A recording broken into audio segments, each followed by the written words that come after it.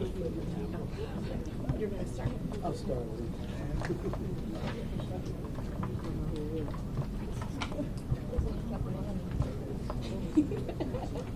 Oh, why not? So you don't look like Yes. How are you, Lasagna? I'm good. Ken, I can you brush? I drove, so I was a lot.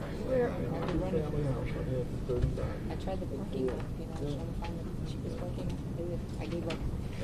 Whatever was closest. Yeah, for now. But there's no transition. Are you doing the project down on the road?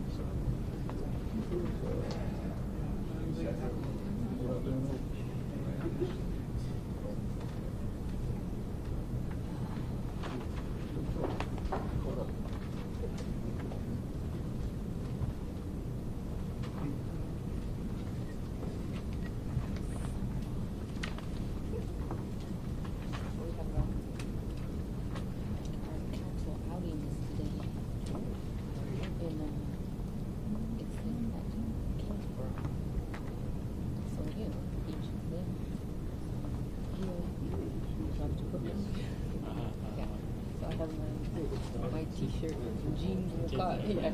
All right, we're just waiting for one more ex officio member, but thanks to the subway, he may be a couple minutes late, so we'll get started without blaming anybody for being responsible for running the MTA. Hold on.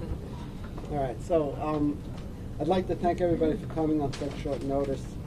It's difficult, especially in the summer, but we wanted to get started as soon as we could so we could help organize ourselves. Mark, could you talk louder, please? Sure. So, you want me to be closer to the mic or just talk louder? They just want me to talk louder. Thank you, Ken. All right. So, when the mayor and the city council speaker first announced the creation of the commission on May 31st, and then subsequently added a couple more members toward the end of June, we wanted to get the public hearings going as soon as practical, so we set up this first organizing meeting to discuss how to get going, and we'll introduce ourselves in a couple minutes, and a little later on the agenda we will discuss dates for hearings. The importance of the property tax to New York City's fisc cannot be overstated. Raising over $25 billion annually, it's both the single largest and the most stable revenue source for New York City government. Controversy and complexity have been part of the city's property tax since the Court of Appeals ruled in '75 in Hellstein versus Town of Islip, which we're going to hear more about shortly. The then current system of taxation was found to violate Section 306 of the Real Property Tax Law, which was a sentence long as I recall at the time. It said all property shall be assessed at the full value thereof, which was not the system that was used throughout New York City and New York State. So the courts ruled it unconstitutional. In 1981, the state legislature, over the veto of then Governor Carey, enacted what has become known as S7000A, which was the Senate print number of the legislation at the time. And to this date, it serves as the basis of our current four-class property tax system. In creating this advisory commission, the mayor and city council speaker set out the following mandate: to evaluate all aspects of the current property tax system with an eye toward transparency, efficiency, and fairness. Its comprehensive review will include, but not be limited to, the tax classification system, the methods of determining property market values and assessments, treatment of property value increases, relief for low-income and senior homeowners, and methods of calculating the tax rate. The Advisory Commission's recommendations may include changes that could be made at the city level as well as that would require state legislation. The Commission will also review comparable property tax systems across the nation, including different methods for property valuation and homeowner protections. Our hope is that this Commission, after reviewing the current state of affairs, can put together a set of recommendations for consideration of reforms to the current property tax system. I'm honored to be a co-chair here with Vicki Bean, a recent acquaintance and apparently fellow junkie of government, in addition to being one of the legal profession's experts in land use both in New York City and around the country. I'd like Vicki to begin with introductions, and starting with Vicki. So, thank you all for being here. I'm Vicki Dean. I am the faculty director of NYU's Furman Center for Real Estate and Urban Policy, and also on the law faculty at NYU Law School. I am a local government junkie, I should say, having served as Commissioner of Housing Preservation and Development, following in Felice's footsteps, and having the honor of working with Gary as HDC president at the same time. So I have been a consumer of information about the property tax system for a long time, and have written a great deal at the Furman Center about the property tax system, and I'm really honored and delighted to have been asked by the mayor and the city council to serve, and it's a real pleasure to serve with Mark, who of course is a font of knowledge and experience in government, and one of the few people who can span the entire time from 7008 to here in so many capacities. And so it's a real honor to be working with all of you all and to be working with Mark. Elizabeth? Good morning, everybody. My name is Elizabeth Velez. I'm president of the Velez Organization, a 50-year-old construction and real estate development firm based here in New York City. Looking forward to working with you all. Nice to meet you. Nice to see you, Carol. I'm Carol O'Claricon, and I think I'm one of these other ones who span from S7000A to now. I'm an economic consultant in New York City, and I've had a lot of experience in a lot of places, and I'm not going to talk about that except to say that I was once the New York City Finance Commissioner, and I was once the New York City Budget Director, and maybe in the tradition of no good deed goes unpunished, I am now here. It's better than being one of those jobs again.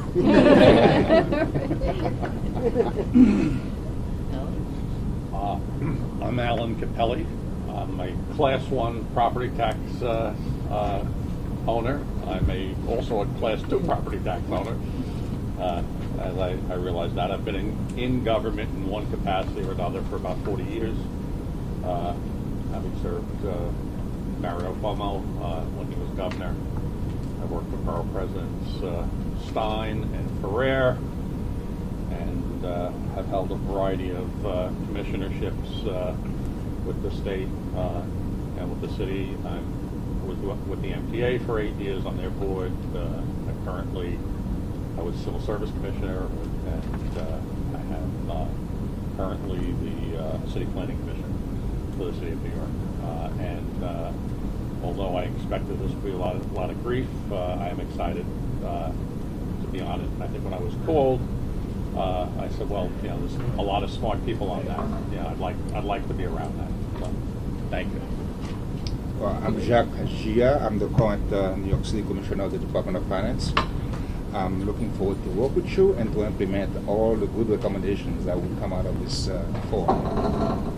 I'm Francesco Brindisi, delegate for Melanie Hartzog, the director of the Mayor's Office of Management and Budget.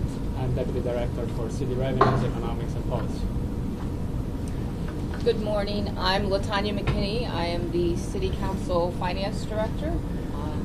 I am honored, along with Ray here, who's just arrived, to represent Speaker Johnson and the City Council here today. And I'm also a homeowner, a single family owner, so I'll just add that too. But glad to be here.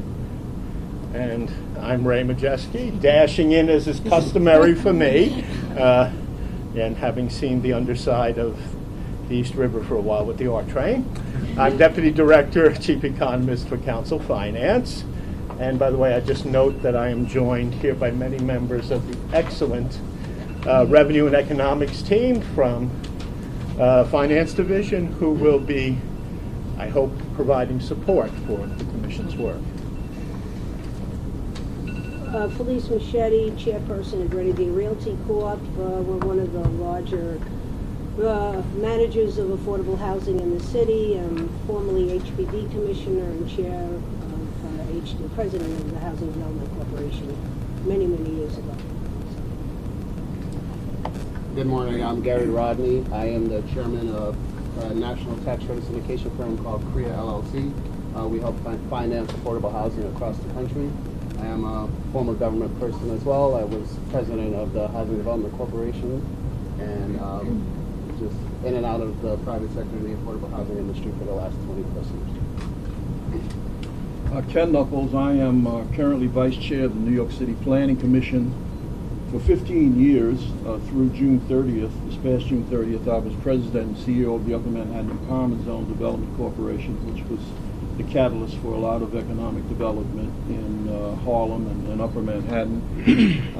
I too am a Class 1 owner in the Bronx, and also past fellow commissioner with Carol O'Clarican and Felice Machete in the Dinkins administration, and have a real interest in the outcomes of this commission. James, are you on the phone? I am on the phone. So I have to say, scheduling everybody during the summer months was not an easy task. Probably not as hard as reforming the property tax, but almost. And James very graciously agreed to join us by phone. So James, do you want to introduce yourself? And tell us what time it is where you are. Yeah, very graciously and early agreed to be on the phone. Oh,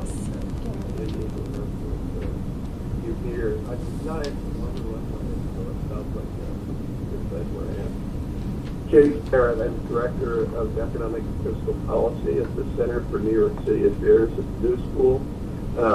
I've been working on city and state economic and fiscal policies for the last 25 years or so. I've worked for the city, I've worked for the state, I've worked for many years at the Fiscal Policy Institute, and for the past year I've been at the New School.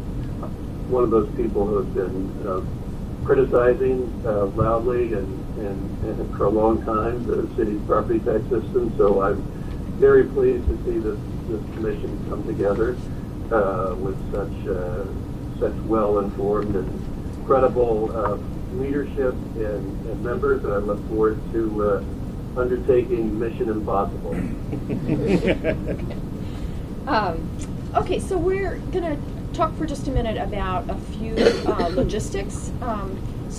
Let me start by saying that as an advisory commission, the advisory commission is not technically subject to the open meetings law, but we are committed to being as transparent as possible, and so we'll do as much as we possibly can in an open meeting format.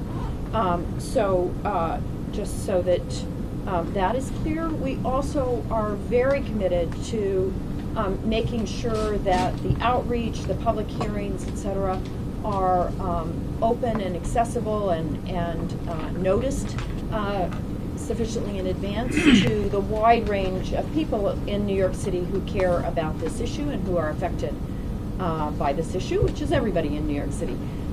So one thing is that we have a website, and we'll be populating that website with, for example, the recordings of meetings, of the open meetings like this, the recordings of the public hearings, documents that get exchanged, that kind of thing, and where people can submit comments online if they can't or choose not to go to the public hearings. So that is www.nyc.gov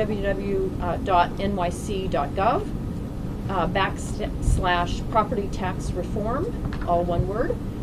So that will be a source, I hope, of information about what the Advisory Commission is up to, and keep everybody informed. One of the things that brought us together, immediately, and that we really wanted to get started on, is to set up the public hearings so that we can start to hear from the public as soon as possible, but giving people enough notice so that they can prepare comments and think about these issues. So we will be posting a schedule on that website that I just told you about, but just to go over it, and again, pulling together the schedules of all of the very busy people who are on the commission is very difficult, so there will be times that not all of us can be present at a hearing. But we have tentatively scheduled them for Thursday, September 27th, and all of these will be in the evening, starting at 6:30, to be maximally accessible to the public. Thursday, September 27th, we will start in Staten Island. Monday, October the 1st, Thursday, tentatively scheduled for Queens. Thursday, October 11th in the Bronx. Monday, October 15th in Brooklyn, and Tuesday, October 23rd in Manhattan. So we will be posting all of that on the website so that you have those dates, but we really want to get information about those dates out as soon as possible to the public. We are working with the mayor's community access unit and the city council's community engagement folks to try to reach out as broadly as possible. We will be sending notices about the hearings as widely as we can, but please help us get the word out. And thank you to all the commissioners for making yourself as available as possible for those. When you say the evening, do you have a time? 6:30. They're 6:30. Well, that depends on how popular the hearings are, right? So in addition to the public hearings, where we expect to hear not only from people who will be affected because they are taxpayers, but also the various groups that have over the years written reports, raised questions about the property tax, and have an interest in property tax reform. But we also expect that there will be times when we want to bring in people who have done very serious research on these topics, who have expertise in a particular aspect of the property tax system, that we will want to delve deeper into. We don't know exactly what those topics will be. They will arise out of the commission's deliberations, but also out of what we hear from in the public hearings.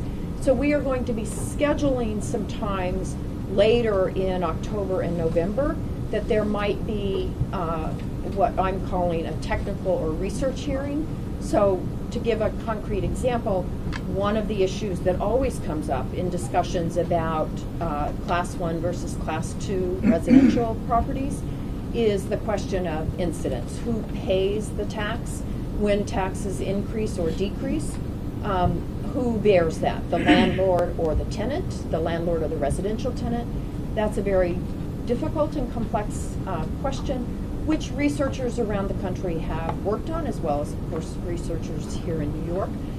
So that's an example of the kind of thing where we might be asking people to come in and talk with us about that particular topic, right? So we're going to schedule those so that they're on people's calendars. The topics will be determined as we work through the deliberations of the commission and as we hear from the public, but we will reserve them so that they're at least on the calendar, and we'll be scheduling those in the next few weeks. All of the hearings will be obviously open to the public. We recorded. The recordings will be available.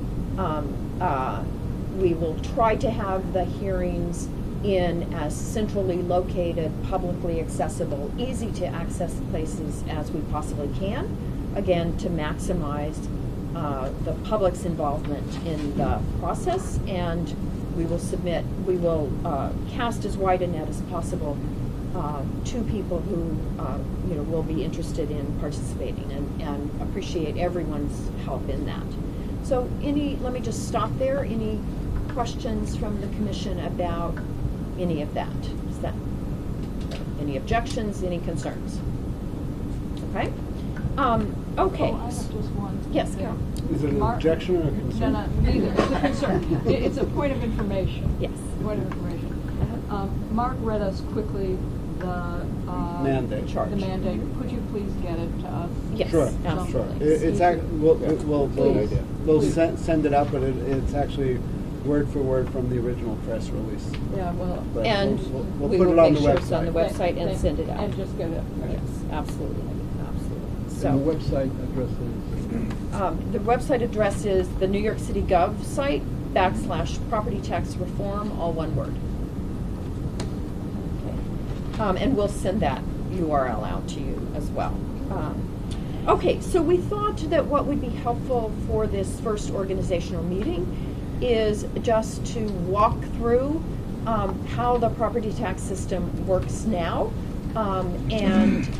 So I know we have people who are well steeped in the property tax system, but even those of us who think that we are well steeped continue to learn little intricacies about the property tax system that we weren't aware of. So we are privileged to have Karen Schlang, who's the Associate Commissioner of Tax Policy, and who will walk us through.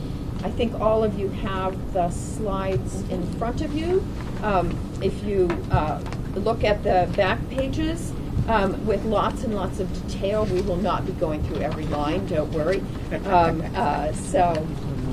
But we wanted you to have some of that detail here. Good morning. Thank you for the introductions. We'll try to manage. Can everyone hear Karen? The screens and A little louder, going Karen. over Yeah, a little a louder. quick overview of the. Karen can speak up a little bit. Okay. Yeah, I'm gonna try more. Okay, so I'll be reviewing the property tax structure and going over, basically it's a factual presentation. I know some of you are very familiar with the material. It'll be maybe new to some others. Oh, you did? Oh, thank you, sir. Okay. So Mark already touched upon the historical context at S7000. Started with the 1975 Court of Appeals case, Hellerstein, really seminal case in terms of property tax reform. Really the law dating back to the 18th century was that property should be valued at full market value, but I think that was honored more in the breach and impetus for this suit. And then in 1981, we had S7000. And as you mentioned, it's kind of unusual that this significant law was passed over Governor Carey's veto. So the law established 4 tax classes. I think some of you are familiar with that. We'll go over that on the next screen. And just so you are aware of the context here, the last time a commission was gathered to study property taxes way back in 1990. Okay, so as promised, here are the 4 tax classes. I'm going to try to avoid reading these slides. You have them all in front of you, but and then vacant land is the footnote because it's a little technical in terms of where it resides. Class 1, 1 to 3 family. Class 2, I guess something of interest here is that there is a difference between small parcels, those with fewer than 11 units, and large parcels. So sometimes you'll hear people refer to the capped parcels, that's the 2ABC. Large parcels, some people call them 2 blank. Class 3, utilities, there are also some utilities in Class 4. Class 4 is basically everything else, including some other special properties like government properties, institutions, And 2 fallout shelters. I'm sorry. 2 fallout shelters. Are there? We were hung up on that. Yeah. Okay. All right. So how is the property tax calculated? This is a very high-level summary. Obviously, it gets kind of technical, but the first step is to assign the market value, and the methodology for that varies based on property type. More about that on the next slide. And then we need to determine the assessed value, which is a percentage of market value. Now these percentages are target percentages. The actual assessed value to market value ratio this is a maximum. Usually, often it's less than this, and I'll explain about that. And our commissioner sets has the latitude to change these assessment ratios. So that's not done by state law. Next, so you have your assessed value. Next, you subtract exemptions. There's a variety of exemptions described at the end of this presentation. Then you apply the statutory rate, which varies depending on the tax class. And then you subtract abatements, which are credits, basically. And from that, you get your final property tax bill. Just a little mention, Department of Finance actually values every parcel every year. So that's over 1 million parcels that our team, led by Carmelo Quintos for evaluation, a very sophisticated methodology for assigning market values to each and every parcel. Okay, so the next slide, I promise not to read this slide, it's kind of dense. So it reviews the different classes of property, as I've mentioned, and then you can see in the column methodology that the methodology for assigning that first critical component to tax calculation, the market value, does vary. And then the assessment ratio also varies, and then I have enumerated the assessment rules. So just to take a step back, Class 1 and 2AB and 2C, those are the small Class 2, they're all subject to caps in assessment growth. And those caps are either 1 year and 5 years. 2 caps apply to each cap property. So for the 1 to 3 family homes, we've got caps of 6% a year, 20% over 5 years. For the 2A, B, and C, the caps are a little higher, 8% a year, 30% over 5 years. So then what do those caps do?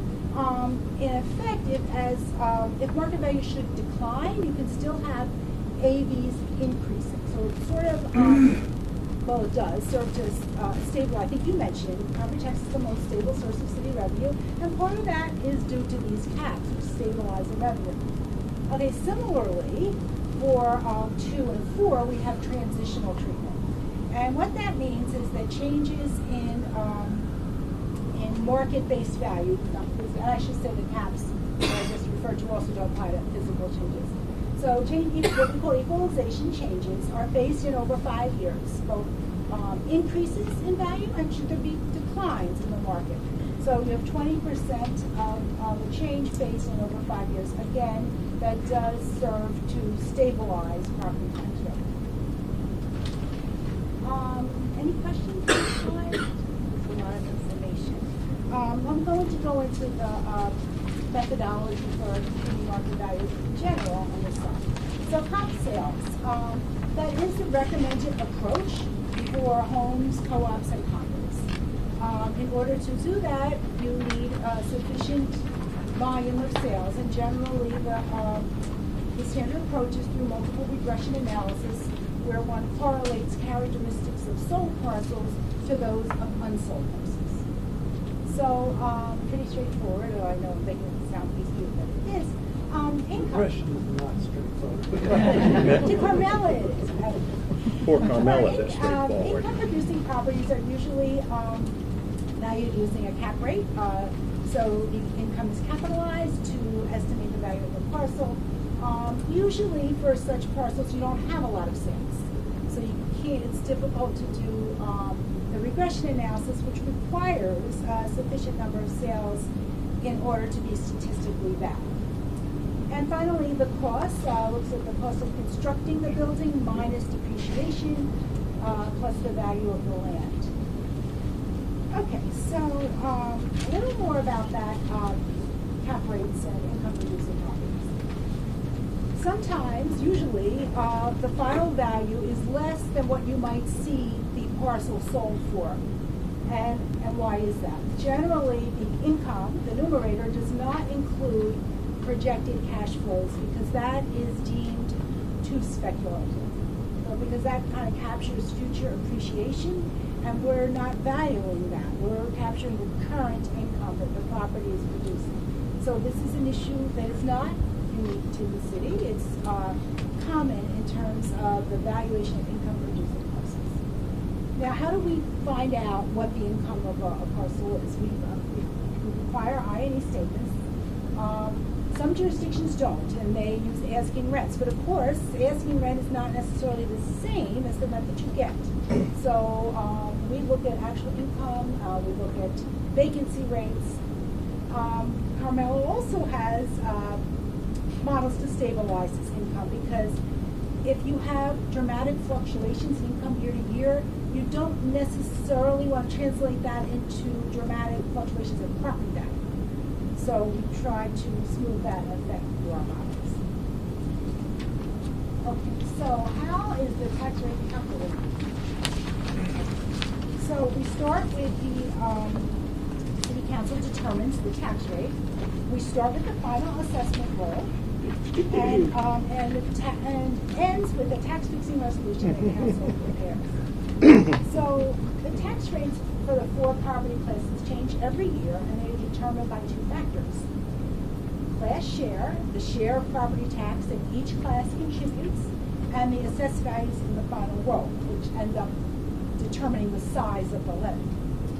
So determining the levy is complicated, but basically the rate has been unchanged since the second half of FY09, the overall rate, not the rate for each class. The overall rate has been unchanged.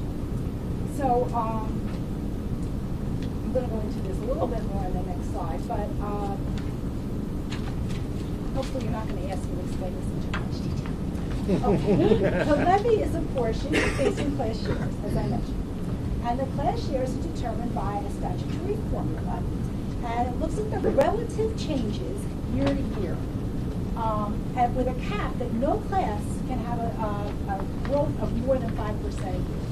And the base year that this starts from is 1989. Often there is legislation to lower the cap, which adjusts the burden across the tax classes. Okay, so after you've done all this, what's the overview of the calculation? You start with taxable billable assessed value. You lump, which I don't know if I read that term to you, but that's based on the assessed value after transitions and caps minus exemptions. Taxable billable times the average rate. And then we apportion that levy to the 4 tax classes using the class share. Then we compute the rates, just the levy divided by the taxable billable AV, and then that determines the rates, and this is how it fell out in FY18.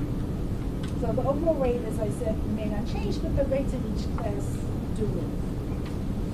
Okay, the next slide, I don't have to say anything about it, it's just for reference. Shows you the historical. Now I'm going to go through some examples, some kind of simplified examples, but I hope they'll be illuminating.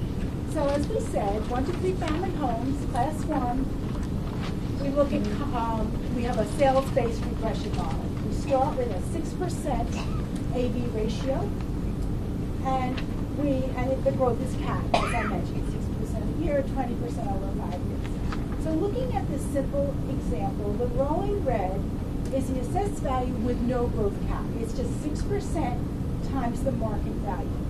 In this example, the market value is increasing.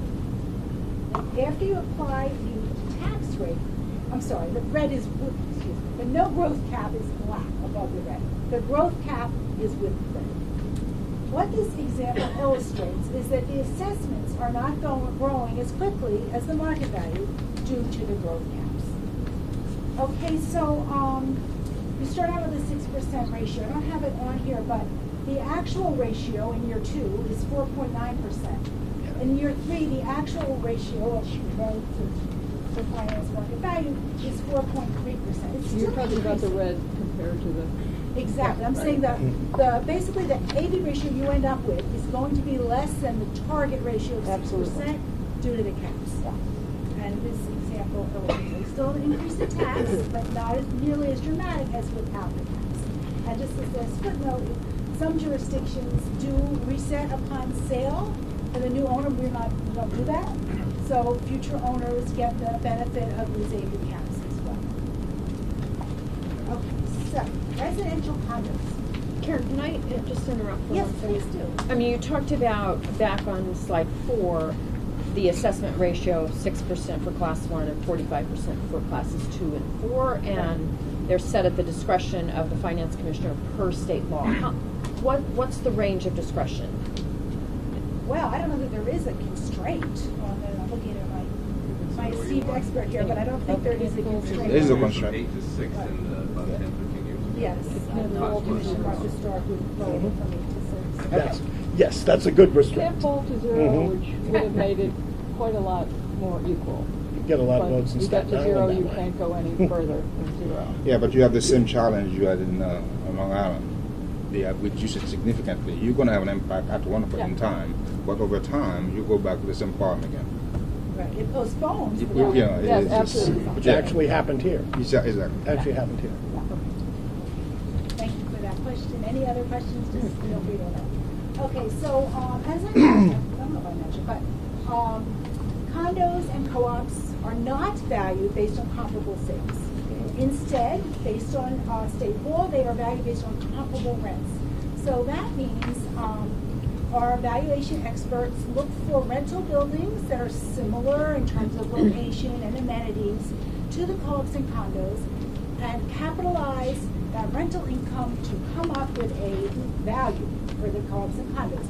A value that is not as high as the sales-based market value would be. And that's what this And Karen, that state law, that was all part of S7000A. That yeah, I think so, but valuation, that there's some valuation distinction. constraint. Yeah. It's original. Yeah. It's original. Yeah. That's what I thought. It is, I guess that's 581. 581. 581. So, Stabilized properties. right, so, you mentioned rent stabilized properties, you know, when you're looking for comp rents, you have to be careful. If you don't want to look for rent stabilized properties, they may not be similar. I'll let Carmel go into that if she wants to. Anyway, so you have, so that's why this number looks kind of low. You're thinking, well, wait, what can I buy a co-op or condo for 180,000? It's not the sales space price. We apply the AV ratio of 45%, apply the tax rate, then we put in, to illustrate the condo abatement, thank you, Jessica, for that suggestion. So this abatement is 17.5%, it varies based on AV per unit for the building, in this example, 17.5%, and that reduces the taxes like a credit. And that was reformed, I don't know, maybe 5 years ago, to just be for primary residents. So, and you'll note the footnote, primary residence in an eligible building. So a lot of condos, especially get 421A, and that renders the building ineligible for condo abatement. Good. Okay, and I didn't go over the footnote about the minimum transitional or actual value, but Spare. study it later, ask me questions. Okay, utilities, I don't have much to say about. As I said, some are in class 3, some in class 4.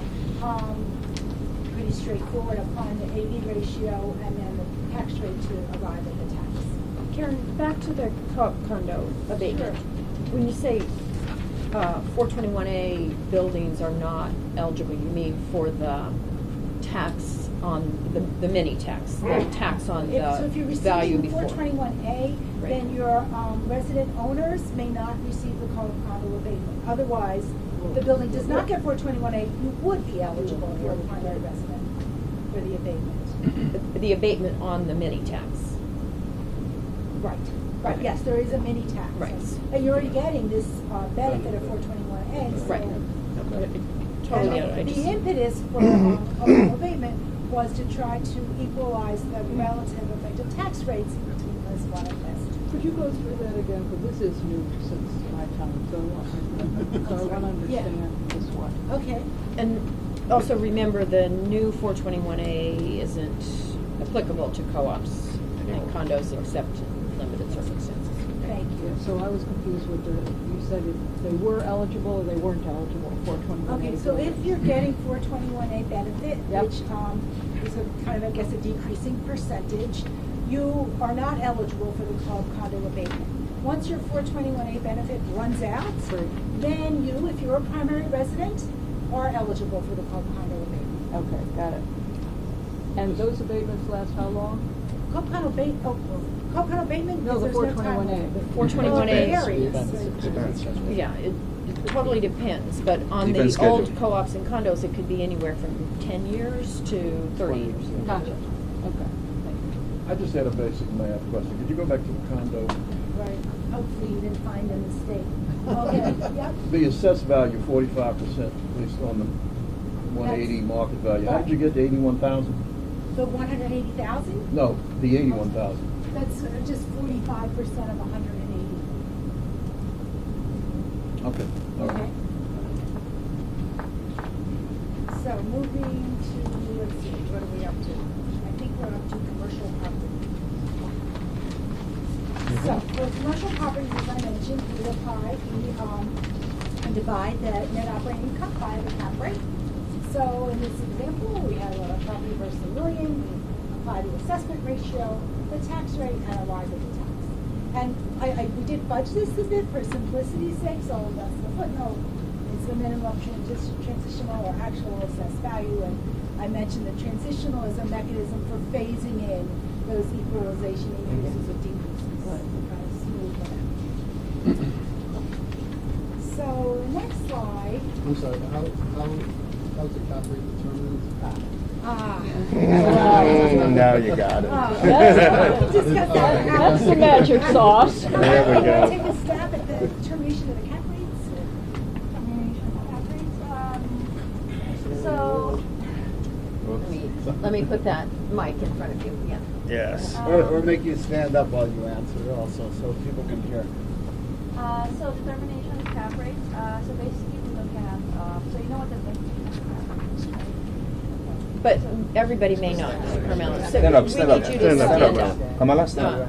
So formulate, okay, so the formulate definition for cap rate is net income, which is revenue minus expense divided by the market value. Okay, so it's income divided by the market value. So you can think of the cap rate as the rate of return, right? So if an investor buys a property for $1 million, they expect to earn an annual revenue of $120,000 a year, for example. So $120,000 divided by $1 million, that's your rate of return. Okay, so the cap rate you can sort of think as a rate of return. Okay. So for us to be able to develop cap rate, we actually make as much as possible. All our models are obviously database and always based on objective variables.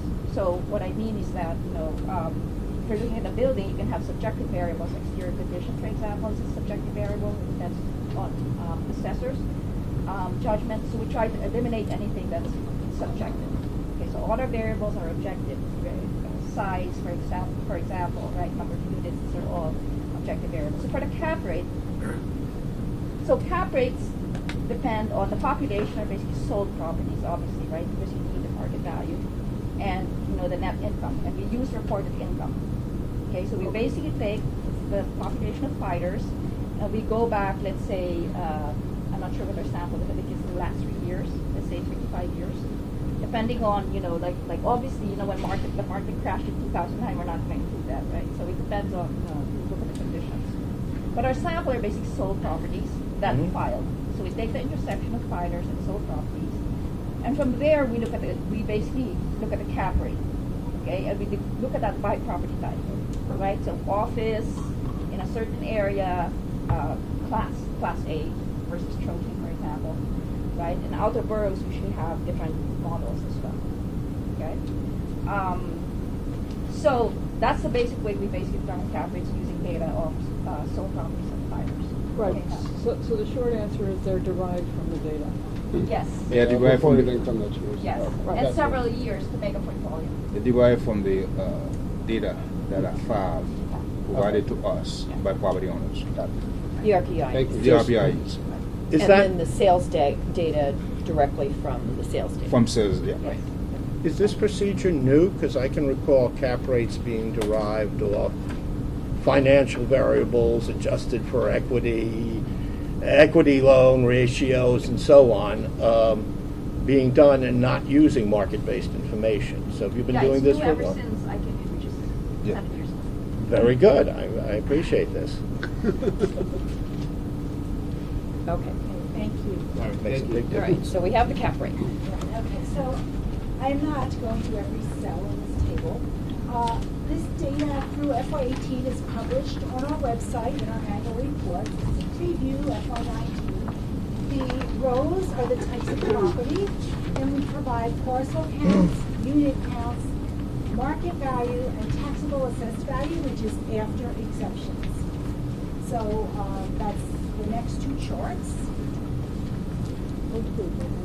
Okay, the next chart is exemptions, and this data is excerpted from our annual tax expenditure report, which is also on our website, and it's a really cool report. I encourage you to go look at it. Each exemption is described in detail, with many exemptions drilled down for distributional information.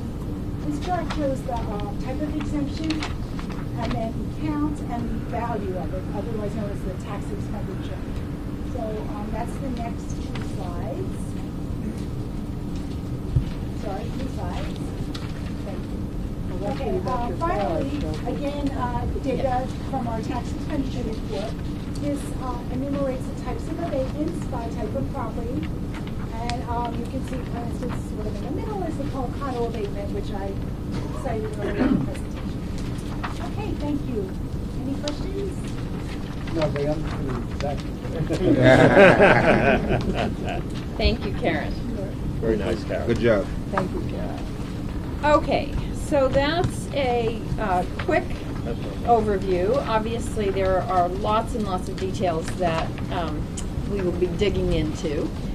So let's talk for a minute about next steps.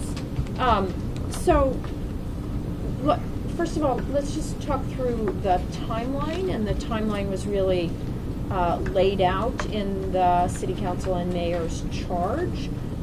So the broad outlines of our timeline are that we will be holding these public hearings and what I refer to as the technical or research hearings over the fall.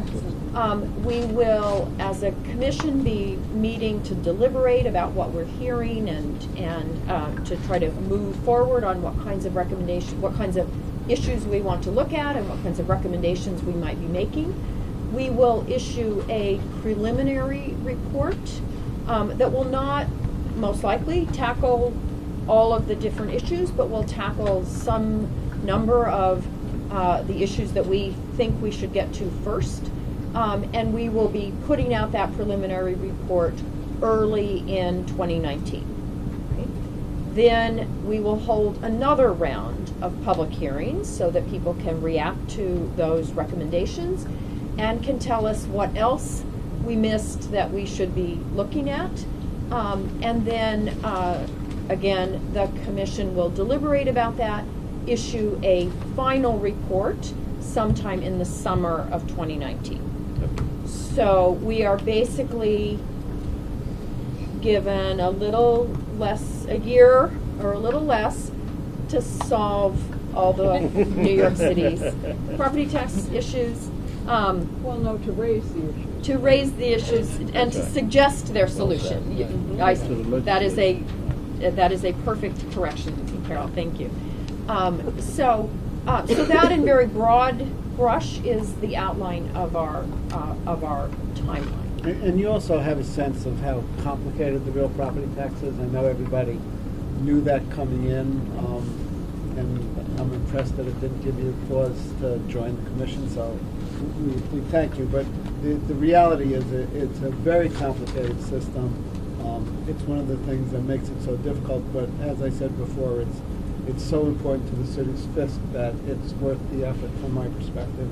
And because it's so complicated, one of the values we have here is we have as ex officio members on the commission both the people and the resources of the Department of Finance, O&B, and the City Council Finance Division, which are the places in New York City government that have the most knowledge about the property tax itself. And so we're really privileged to have them as ex officio members of the commission, because we're going to draw on them and their staffs throughout. And you as members should feel free to harass them as much as you need to. Well, okay, so let's talk about next steps for the commission itself. One thing that Mark and I thought would be helpful is, so if you go back to slide 3, right, and on forward, you can think about all of the different levers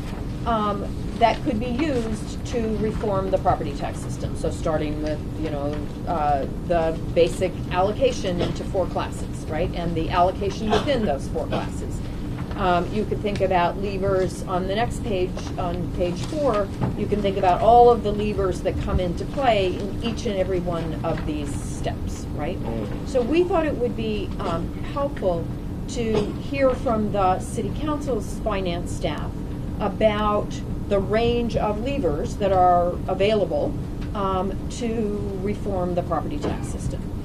So our proposal would be that at our next meeting, not a public hearing, but a public meeting, but not a public hearing, that we would hear from the City Council's Finance Division about those levers, that all of us would come to that meeting with a firm idea of what are the most important levers, where should we really be focusing our attention. We would have that discussion in that meeting about where to first focus our attention and what kinds of information that we need from the experts that Mark referred to, DOF, OMB, City Council Finance Division, and others, to start to tackle and work through those different levers. And does that make sense? Yeah. Are you proposing that first meeting, the content meeting, the discussion meeting that you're just proposing? When roughly do you see that happening? As soon as we can get it scheduled. After yes. Labor Day or yes. after?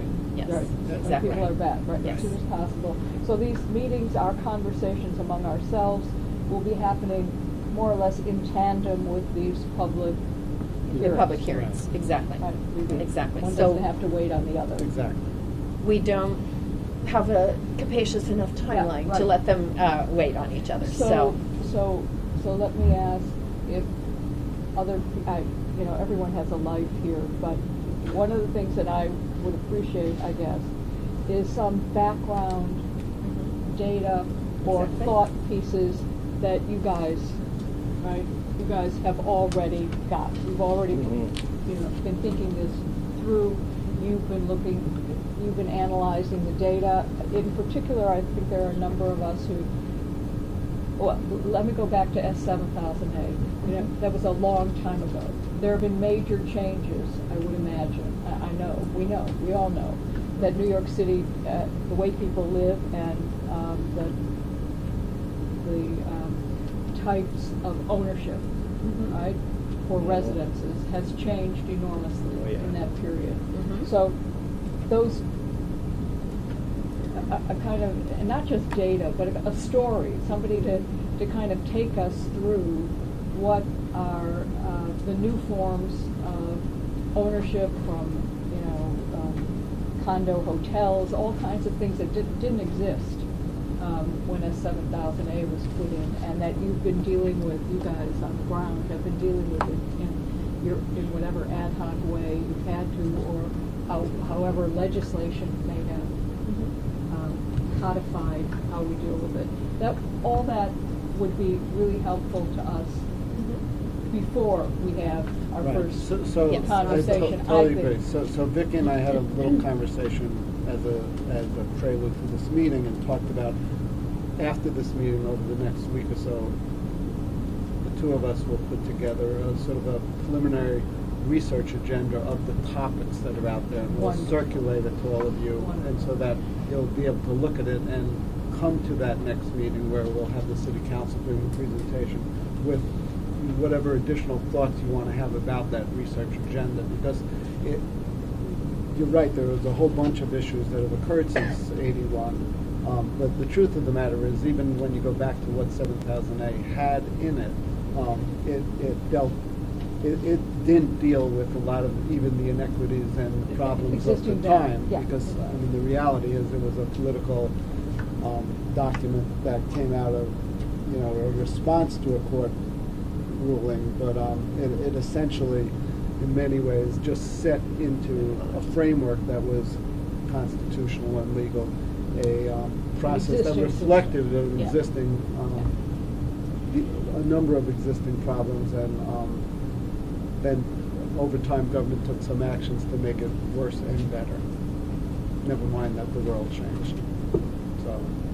And that was a really different economy for New York City than the economy today. And the population size has changed dramatically, and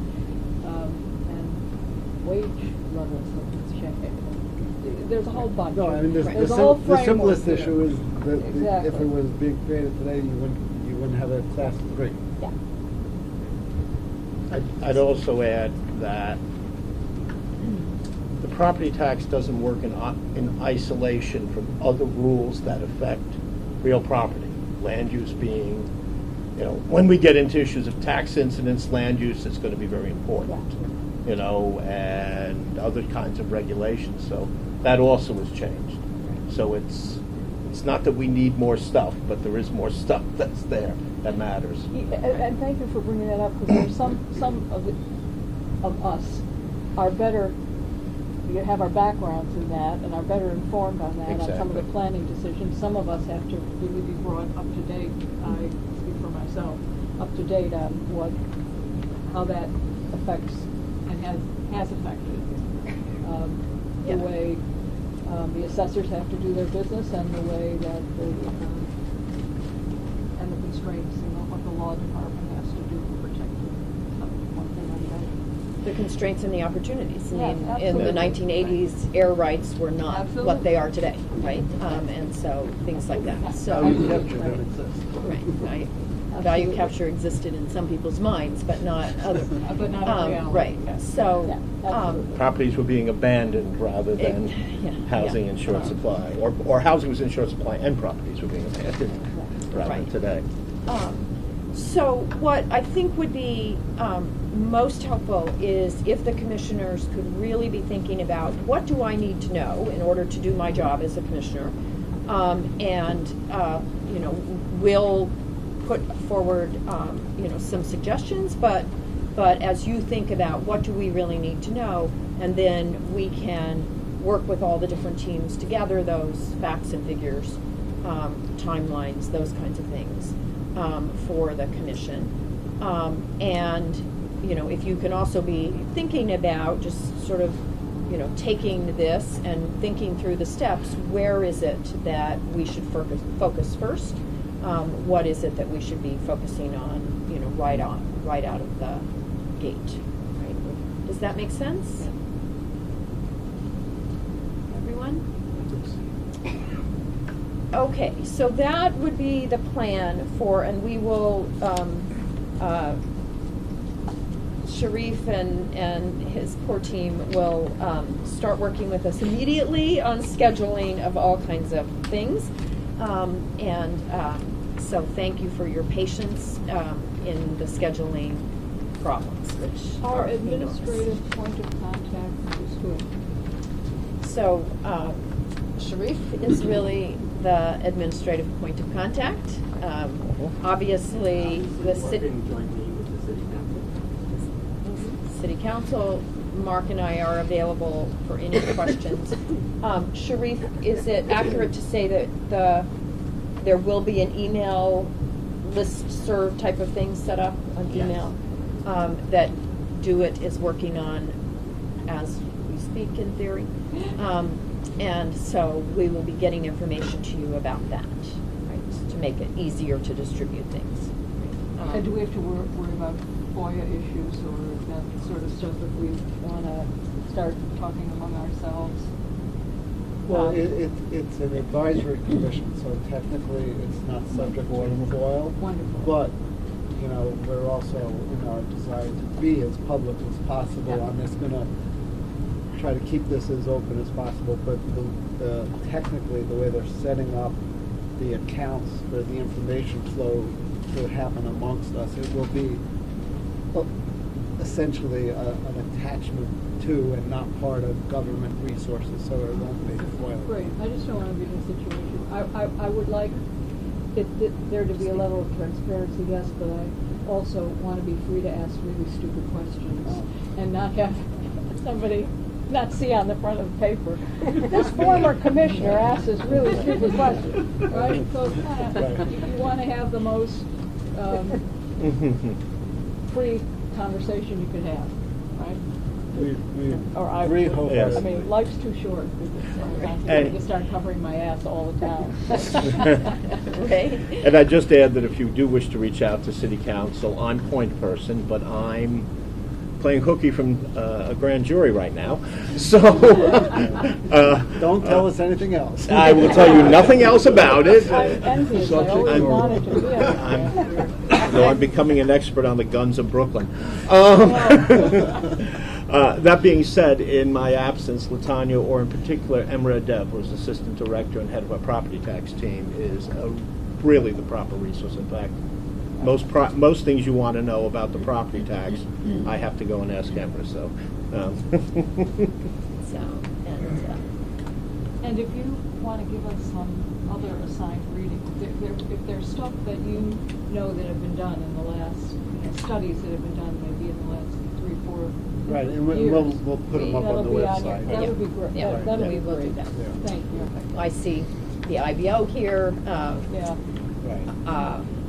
My shop has done things, so we will be putting things up. Citizens Budget Commission, obviously, lots of folks have, and James's shop have done a lot, and so we will be making that available And there's a and easy. lawsuit, right? There's a lawsuit. Yeah. We're happy to put the complaint or links to that, if that would be helpful. Right. That's a lot of reading. So, And what's the lawsuit? in brief, In brief. the lawsuit claims that the caps result in inequities that are correlated with racial, that are correlated with the race of the property owner. I think it also extends to the way in which large class twos are treated, Yes. and the ownership end, that the effective tax rates, although I have my doubts about that calculation, are higher there, and once again, renters tend to be more likely to be people of color than homeowners are. So it claims that there are inequities among people who are in the same class, and then there are inequities between classes, namely between homeowners and tenants. So this is sort of like real incidents as opposed to intentional, whatever. This is how it bakes out, how it. Well, it's part of the how it sorts allegations out. in the Yeah. lawsuit. Yeah. Right, that's how it sorts out. You know, the city is defending Yeah, right, whatever, okay. the current So- system, needless to say. And obviously, if those are the kinds of things that you want to hear more about, you tell us and we will. Right, and as a matter of fact, some of the people that are involved in the litigation actually took credit for having helped spur the creation of the commission for the Yeah. lawsuit. So, and we actually hope that some of this discussion can work in conjunction with those that care about the changes that are underneath the lawsuit as part of, our deliberations. Well, I assume that some of these people, some will appear in the public testimony. I would Yes. certainly expect that, yes. Right. Yes, We'll absolutely. get a share of it. Yes. Oh, yeah, I'm sorry. No problem. Just to round out the litigation, my name is Rita Dumaine from the Law Department. I'm the Chief of the Tax and Bankruptcy Litigation Division, and it is my division that is defending the city on that. But just to round it out, the city, we have taken the position, amongst others, that this is not, the issue raised in the complaint is not an issue for the courts to determine. It is an issue for the legislature. And perhaps the results and the suggestions made by the committee will respond to that. And the matter is currently before the judge, the lower court judge, and we are awaiting a decision. On the motion to dismiss. On the motion, thank you, on the motion to dismiss. And when you say awaiting, what's your sense of awaiting? It's up to the Supreme Court judge as to when he will write a decision, and we don't anticipate anything during the summer. But there really probably is. while we exist. Oh, Yeah. Absolutely. Yes. I shouldn't say absolutely. There are no absolutes, but Yeah, I yes, know, but we do expect that it would come down. But I would also mention that it probably won't end at that level. And don't get excited, it's a motion to dismiss the lawsuit, not the commission. So- You're right. No, you're not involved I in got lawsuit. that. I bet I got it. Yes, The- that so, one. but just so you understand the timing, the arguments on the motion to dismiss were just held in mid-June. Mid-June. Right. So it's not like the judge has been sitting on this. No, and it's the middle of the summer, so I Yeah, get it. so that will be proceeding, and like I said, if the commission wants to hear more about that, we can talk that through. So, okay. Okay, so any other questions or things that you want Mark and I, the resources, Sharif, City Council to be working on to make the commission's second meeting one that we can just dive right in? Bigger space? Bigger space, yes. We will. We're going to discuss that with the ex officio members and find a location that has more space. And a location that's, yeah. Well, I'm sure Kenny Knuckles will give you his conference room down at the City Planning.